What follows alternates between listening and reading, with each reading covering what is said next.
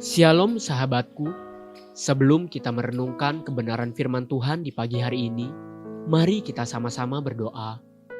Bapa Surgawi, mengucap syukur atas kebaikan-Mu terhadap setiap kami. Terima kasih atas anugerah-Mu, terima kasih atas nafas kehidupan yang selalu Engkau berikan. Bapa, jamah hati setiap kami, agar kami boleh terus diajar melalui kebenaran firman-Mu. Pimpin setiap pikiran kami ya Bapa, agar firman-Mu boleh tertanam di hati kami. Terima kasih Bapa yang baik. Haleluya. Amin. Pagi hari ini, kita akan merenungkan kebenaran firman-Nya dengan tema Sumpah Setia dan Menghormati Batas-Batas. Mari kita buka Alkitab di dalam kitab Kejadian 31, ayat yang ke-47 sampai yang ke-53. Laban menamai timbunan batu itu Yegar Sahaduta, tetapi Yakub menamainya Galet. Lalu kata Laban, timbunan batu inilah pada hari ini menjadi kesaksian antara aku dan engkau. Itulah sebabnya timbunan itu dinamainya Galet dan juga Mispa.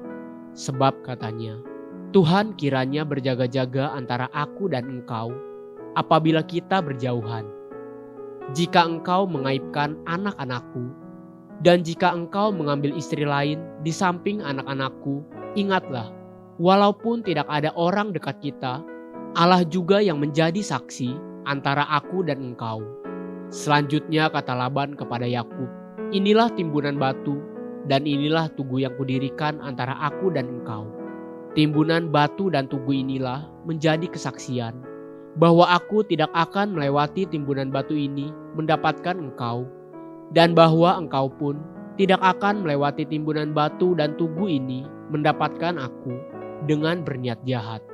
Allah Abraham dan Allah Nahor, Allah ayah mereka, kiranya menjadi hakim antara kita. Lalu Yakub bersumpah demi yang disegani oleh Ishak ayahnya.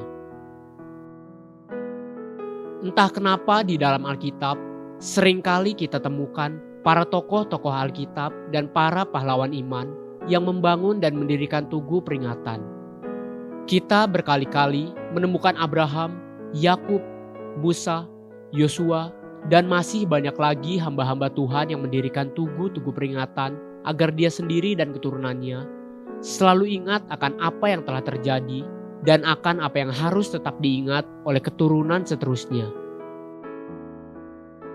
Sebuah tugu peringatan yang dinamai Galet oleh Yakub dan dinamai Yegar Sahaduta oleh Laban mertua Yakub dibangun dengan tujuan agar keduanya selalu ingat akan isi perjanjian di antara mereka. Bagi keduanya akan berlaku agar mereka selalu saling menghormati, saling menjaga, dan saling berbuat baik satu sama lain. Tumpukan batu diletakkan di jalan menuju tempat kediaman Laban dan tanah Kanaan, tempat di mana Yakub akan menetap. Jarak atau letak tumpukan batu di antara mereka menunjukkan garis batas bagi keduanya. Garis batas itu, seperti perkataan Laban, berbicara demikian. Lalu kata Laban, timbunan batu inilah pada hari ini menjadi kesaksian antara aku dan engkau. Itulah sebabnya timbunan itu dinamainya Galet dan juga Mispa. Sebab katanya, Tuhan kiranya berjaga-jaga antara aku dan engkau apabila kita berjauhan.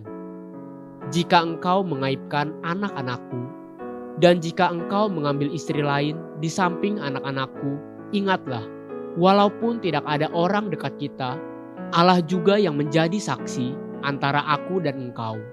Selanjutnya kata Laban kepada Yakub, inilah timbunan batu, dan inilah tugu yang kudirikan antara aku dan engkau.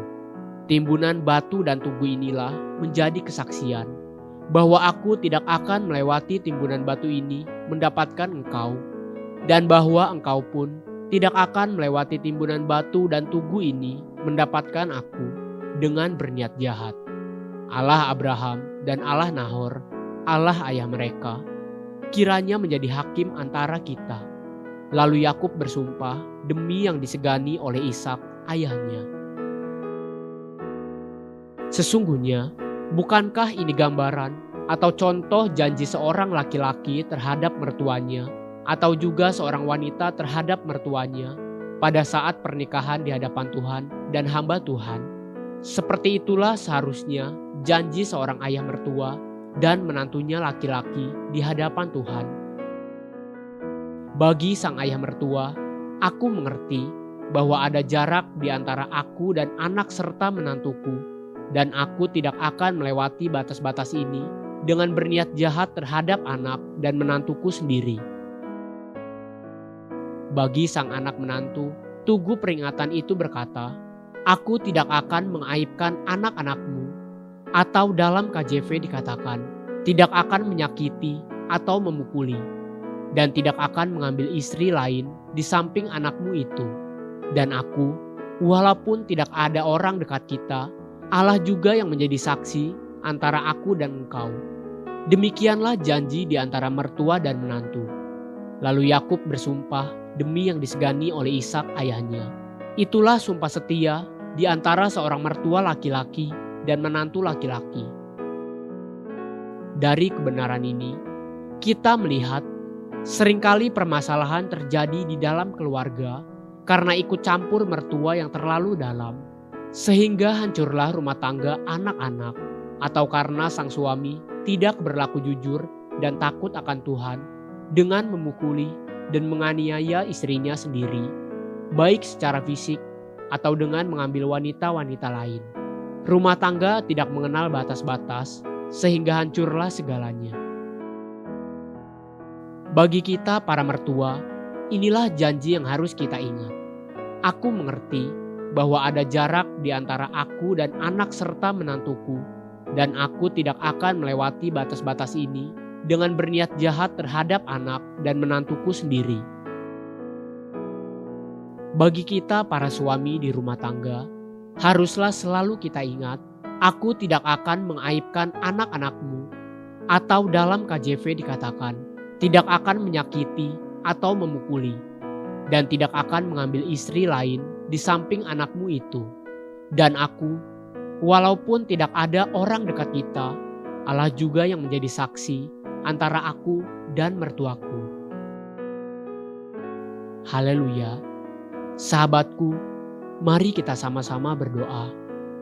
Bapa Surgawi, ajari aku untuk menghidupi kebenaran firman-Mu pagi ini. Ajar aku selalu hidup setia. Amin. Jesus loves you, and so do I.